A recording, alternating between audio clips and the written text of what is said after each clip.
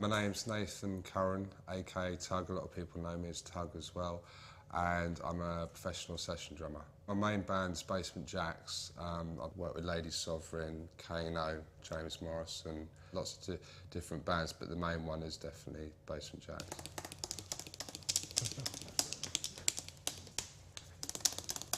Glastonbury 2005, when Basement Jacks headlined the main stage on the closing night. I think that was definitely a glory point. It's like 80,000 people just going absolutely mental because it was the last day as well, and it was just such a buzz. When Basement Jacks was just finishing their tour in 2004, I walked up to Lady Sovereign's dressing room because she was supporting us, and I knew she didn't have a drummer, but I knew that I had to get some more work in for next year.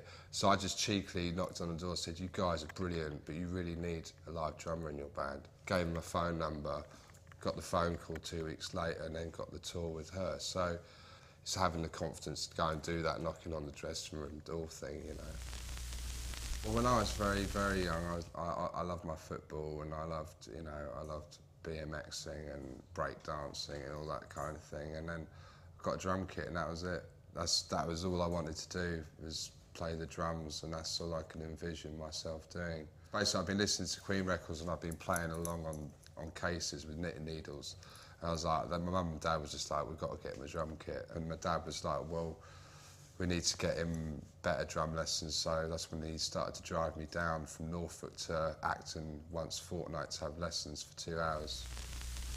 I wasn't really like bright at school. I was just like saw drums. So that was kind of the story with the school. I hated the music there because it was all classical music. I didn't feel it was, suited to me. I used to go home, do 2 hours of practice, and that was the thing I was used to look forward to getting home to doing is, instead of my homework, I'd do 2 hours drumming instead. My dad used to take me all around doing talent shows when I was about 11, 12 years old, doing 15-minute drum solos. It sounds terrible now, but they used to have all these talent shows. Well, I used to win quite a few prizes. He used to spend the money on buying new drum kits and stuff, so the household would, at one point we had like 5 drum kits in the house. There's a great opportunity for me to go and study at the West London Institute. It was weird, I left school at 15, so I had to make the decision to move down to London. And that was quite, severe, going from Norwich to go into this big college where they were doing music for 2 years, so I did that. Basically answered this advert in Melody Maker for this band called Beautiful People, and they had a tour all booked. And they were looking for a drummer, and I was like, I'm going to ring them and see what's going to happen. And I got into the band, and I went off on tour while everyone was sort of at college finishing their exams, and that was it really. I kind of left college before I even finished my exams. It was a great band. I was with them for 6 years. We managed to do quite some good stuff. We supported Oasis on their first major tour, the Definitely Maybe album. I mean, we got slated every night. I mean, we were a support band. The kids were throwing cans of Stella at us. They weren't interested, but they actually Noel Gallagher personally asked for us to do the gig.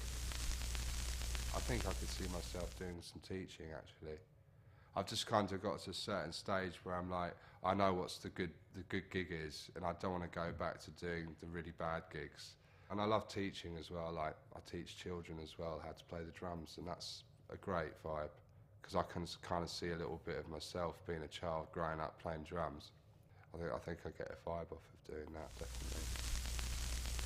My family really, encouraged me. They didn't push me. I owe a lot to my mum and dad, definitely. Unfortunately, my dad's not here anymore, so, but yeah, he'd like it, seeing this interview, I suppose.